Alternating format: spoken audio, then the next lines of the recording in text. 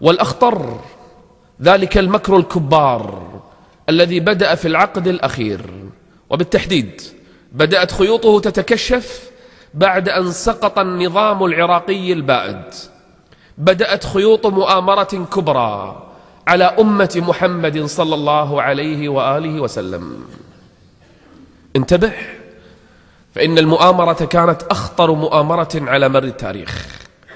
مؤامرة تعقد في قم ويتداولها سادة وكبراء في طهران للقضاء على أمة الإسلام وهدم الكعبة حجرا حجرا.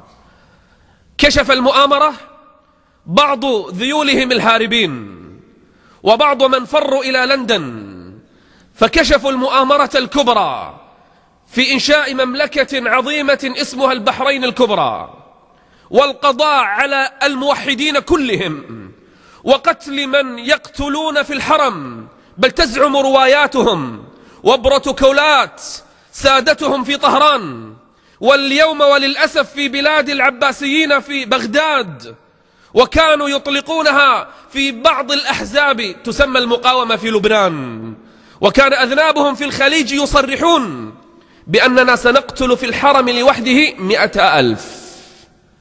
100,000 في الحرم بنفسه، وسيقتل إمام الحرم، وسنذبح من نذبح، وستسيل الدماء، وظنوا أن الساعة قد حانت. فانكشفت المؤامرة، وكانت البحرين أول حجر سيسقط بعد العراق. أما نحن فقد سلمنا العراق لهم، أما نحن فقد أعطيناهم شعبا كاملا. كانوا يقتلون الأئمة بالدرل في رأسه حتى يموت، وكانوا يضعون الأجساد في حمض يحترق فيه حتى يموت، وكان يسلخ الجلد وهو حي فيرمى بين الطرقات حتى يموت. كم اغتصبوا وكم قتلوا وكم صاح الموحدون في العراق، لكن لا مجيب لهم ولا ناصر لهم. وكان العرب وقتها بالذات وقت ذبح الموحدين في العراق يرقصون ويغنون، وأهل الخليج بالذات كانوا يباركون إلا من رحم الله. قتلوا من قتلوا. وفي العقد الأخير بدأت الأموال تدفع لتحول بلاد التوحيد الشامية، بلاد بارك الله فيها بدعاء النبي صلى الله عليه وآله وسلم، قال اللهم بارك لنا في شامنا. بلاد الشام التي بسطت الملائكة أجنحتها عليها، بلاد البركة، بلاد العز، بلاد الخلافة، بلاد ابن تيمية، بلاد الأوزاعي، بلاد عمر بن عبد العزيز، بلاد المسلمين الموحدين. بدأت تدفع الأموال وتعقد المؤامرات ليحول التوحيد فيها إلى الشرك. فها هي القبور تعبد، وها هي المزارات تبنى، وها هي القوافل في العشر سنين الماضية تغادر طائرة بعد أخرى من الكويت ومن البحرين ومن الشرقية ومن بعض البلاد طائرات كاملة، كلها لعقد مزارات ودفع النذور وتحويل بلاد التوحيد إلى بلاد شرك وكفر بالله جل وعلا. أرادوها كذلك، وبدعم من النظام البعثي النصيري الذي كما قال ابن تيمية ليس في الأمة شر عليها من النصيريين، شر أمة على وجه الأرض على المسلمين، لا يحلون حلالا ولا يحرمون حراما، والمسلمون كانوا في سباتهم نائمين لا يعلمون ما الذي يراد من تلك البلاد، من إيران والعراق وسوريا وما يزعمونه بأنه مقاومة. ضحك على الذقون في لبنان والمنطقة الشرقية، وما الذي يجري في البحرين، وما هي العصابات التي خرجت في اليمن، وما الذي يدار لهذه الأمة. الأمة كانت غافلة حتى هب أسود التوحيد مرة أخرى في الشام، وبدأ أهل الشام مرة أخرى يعيدون صفحة العز لهذه الأمة، وبدأوا يوقظون الأمة من سباتها. ألا أيتها الأمة استيقظي، فإن أسود الشام قد هبت مرة أخرى تزأر، وها هم أبطالها مرة أخرى يقوضون أكبر وأخطر مشروع على أمة الإسلام، مشروع الصفوية الكبرى لقتل كل الموحدين، ليس قتلهم، ما ترونه اليوم في الشام من نحر للأطفال ومن اغتصاب لصغيرات ومن تعذيب لكبار وصغار، هذا فقط قليل مما يريدون فعله في أمة التوحيد والإسلام. والله أيها المسلمون إن في قلوبهم لحقد وحنق على الإسلام والتوحيد لو وزع على أهل الأرض لكفاهم. إن ما فعله الصهاينة من قتل المسلمين في فلسطين وتشريد لأهلها لا يأتي عشر معشار ما سيفعله الصفويون في أهل التوحيد. وما ترونه اليوم في بلاد الشام قليل من كثير، فالعداء بينهم وبين أهل التوحيد خصوصا في الجزيرة متأصل منذ قرون عديدة. تعرف من متى؟ من عهد عمر بن الخطاب رضي الله عنه.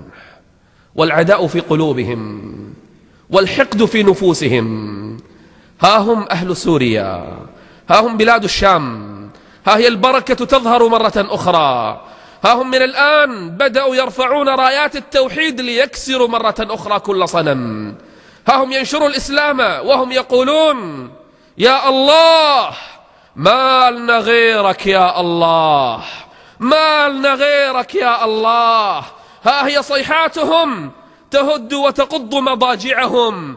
ها هم ساداتهم الذين تصوروا وصوروا للناس الإسلام وهم كانوا يبيعون الأعراض ويعملون بالمخدرات وينشرون في كتبهم الشرك ويسلبون النذور والأموال ويأكلون أموال الناس بالباطل باسم الإسلام، وأكثرهم في قلبه لا يؤمن بالإسلام أصلا، يضحكون على السذج من الناس.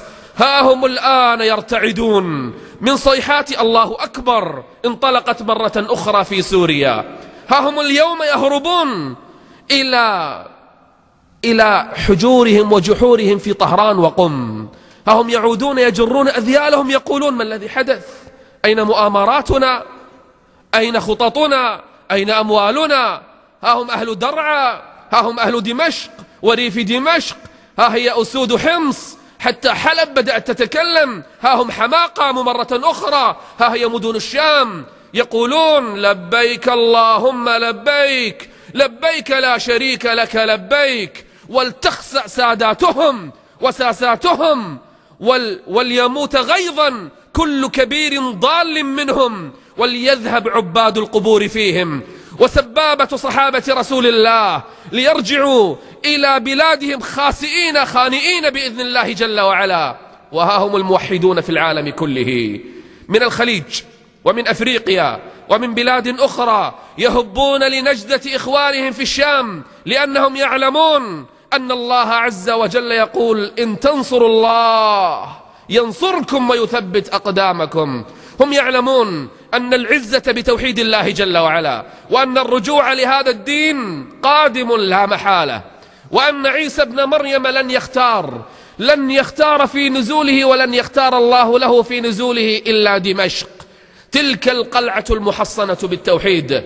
بل إن جيش الإسلام سيجتمع آخر الزمان في تلك الأرض المباركة، وسينطلق الجيش من الشام لتحرير المسجد الأقصى وبيت المقدس من دنس يهود كما وعد النبي صلى الله عليه وآله وسلم. ها هي بشائر النصر قد أتت، قد يطول ويتأخر النصر لأسباب أرادها الله جل وعلا، لأن ما بعد سوريا أمر آخر، لأن ما بعد النصر في سوريا صفحة جديدة، لأن التاريخ سيتبدل، لأن أعظم مشروع سيقوض الإسلام منذ مئات السنين يرسم له الآن سينتهي. وعلى يد من؟ على يد أبطال سوريا، وعلى يد من يعينهم من الموحدين في غير سوريا. اليوم بإذن الله وفي الأيام القادمة والشهور القادمة سنشهد معركة من أكبر المعارك نصرة لهذا الدين. هم الآن في الغرب قد تفاجؤوا بهذا المارد الذي قام. كانوا يخدرون الأمة ل10 سنين منذ تمثيلية سبتمبر إلى اليوم، كانوا يخدرون الأمة وبعون من إعلامها الفاسد، وصوروا لها الجهاد إرهابا. وما علموا أن الجهاد باق وسيقذف الرعب في قلوبهم، ولو كانوا في واشنطن، ولو كانوا في لندن، ولو كانوا في موسكو، سيأتي الرعب ويقذف في قلوبهم. وأسود الجهاد باقون، والجهاد ماض إلى أن تقوم الساعة. وإسلامنا له درجات، لكن ذروة سنامه وأعلى مراتبه وأعظم درجاته الجهاد في سبيل الله. فعلوا ما فعلوا وقالوا ما قالوا وصوروا للأمة ما صوروا، فالجهاد باق. إن النساء اليوم، النساء في أمة محمد يطالبن العلماء بالجهاد في سبيل الله. الله أكبر، أي أمة هذه! حتى الصغار الذين لم يبلغوا الحلم بعضهم يتمنى لو قاتل في سبيل الله، ولو رفع السلاح من أجل الله جل وعلا. نعم، سنذكر في الخطبة الثانية أسباب تأخر النصر، لكننا مقبلون على مرحلة جديدة، مرحلة بدأت بثورات في هذه الأمة قضت على بعض الأنظمة الطاغية. لكن ما يحصل في سوريا سنبدأ بعده صفحة جديدة، تلتحم الأمة بجسد واحد، ويعود الجهاد مرة أخرى، وترتفع الراية لله، فقط لله جل وعلا. حاولوا أن ينسوا الأمة ويخوفوها من الجهاد، سخروا من أجل هذا المليارات، سخروا أنظمة الإعلام وأجهزة الحكم، بل زرعوا رجال دين زرعوهم عند أنظمة الطواغيت، يصورون للناس الحلال حراما والحرام حلالا، يحلون لهم ما حرم الله ويحرمون عليهم ما أحل الله، صوروا لهم الجهاد إرهابا، والطواغيت صوروهم لهم خلفاء راشدين، وجعلوا الأمر بالمعروف والنهي عن المنكر جريمة عظمى، وجعلوا كل من يريد تطبيق الشريعة خارجا عن الإسلام. كل هذا باسم الدين، لكن الرؤوس انكشفت والأقنعة سقطت، والأمة اليوم صغيرها وكبيرها اكتشف المؤامرة واستيقظ من نومه وانتبه من غفلته. الأمة عائدة، وإني لمتفائل ومستبشر بما يجري فيها الآن. نعم، دماء تسيل ورؤوس قطعت ونحرت، لكن لا تحسبوه شرا لكم، بل هو خير لكم. يريد الله أن يتخذ من الأمة شهداء وأن يربيها لمرحلة قادمة بإذن الله نشهدها عاجلا غير آجل. أقول هذا القول وأستغفر الله لي ولكم من كل ذنب فاستغفروه إنه هو الغفور الرحيم.